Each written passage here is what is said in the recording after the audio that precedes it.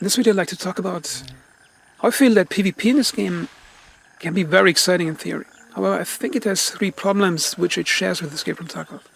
So I'm currently playing in PvP, so I'll try to record a video as I'm playing PvP. Okay, so I landed here myself in LZ, India, and let's approach the town. But the first problem is that an Escape from Tarkov has the same problem, which is players will only go into combat with the best gear. In Escape from Tarkov, that is caused by the scav mode, allowing players to get free gear whenever they want. And they never have to risk their PMC to acquire better gear, or be pushed in a situation where they have to use low-end gear to survive a fight. And the same problem exists in this game, because you can just go into PvE servers, load up on free gear without any real difficulty, and then take that gear into PvP mode. And that destroys the gear variety in the game, because you never have a firefight between two players using shotguns or pistols, because you just pump up the best gear in PvE and come over to PvP. But the way I would fix that part is... Hi, brother. Hi. Enemy kill it. Come on. Steph for you. So, okay, let's follow this guy. I think friendly fire zones are going to be careful. So the second problem is that... Come on, brother. Come on. Look. Take it. Here. Take it. Just here.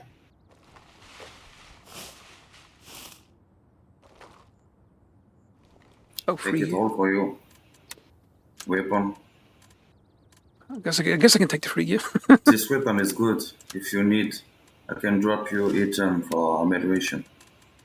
The thing is, my push-to-talkie doesn't work, so I can't actually thank the guy. It's okay. I'll thank him later in the message, probably. See ya. Be careful.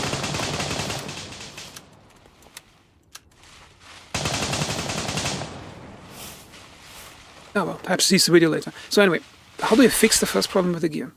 It's, well, you can get some random people to get you free gear, so... Or what you can do is... mouse sensitivity is off on that thing. Yeah, I just use my regular gun. So what you can do is simply separate the PvE servers from the PvP servers. Okay? Because this way, every time you go out to get gear, you have to invest time and you have to be slow and tactical to get better gear. The second problem is that players will always camp LZs to get easy targets. Even if there's some LZ protection or something, it will still create a firefight always in the same spots, because of the way the game is set up with insertion and extraction.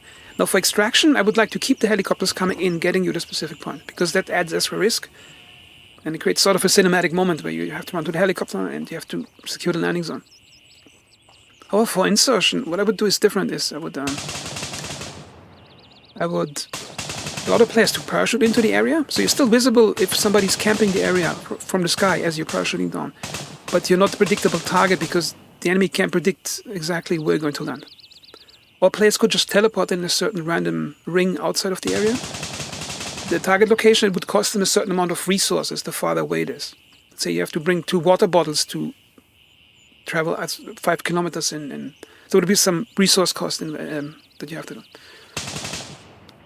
Or you could get in at a specific point, again, by just teleporting there.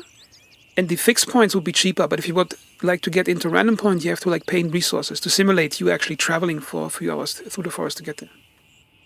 Because then you would have firefights in less predictable places.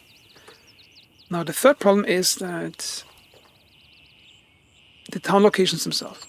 The problem is that most in this game... Those are friendlies. The problem is that most of the gameplay content currently is cloned. Each faction has their own town clone. They have similar layouts, slightly different layouts, but the assets are mostly the same. Then again, that emphasizes the first problem, which is players only go to their easy combat zone, get free loot, even if it's just PvP. And then only if they have the best gear, they go to places where they have a higher chance of meeting enemy players. Now I would remove those 3 base towns and create one larger town in the center. You could even shorten the map because there's a lot of dead space in between. And imagine if there would be one super town stretched along 4 square kilometers like this, with some dead area in between. Then you would always have a higher density of enemy players in your area, which would make the game much more interesting. And simply for the reason of having to travel to up here if I find a landing zone. To have more contact with enemy players already makes it a bit more prohibitive, because I would have to ride on a helicopter for a few more extra minutes to get to some PvP combat zone.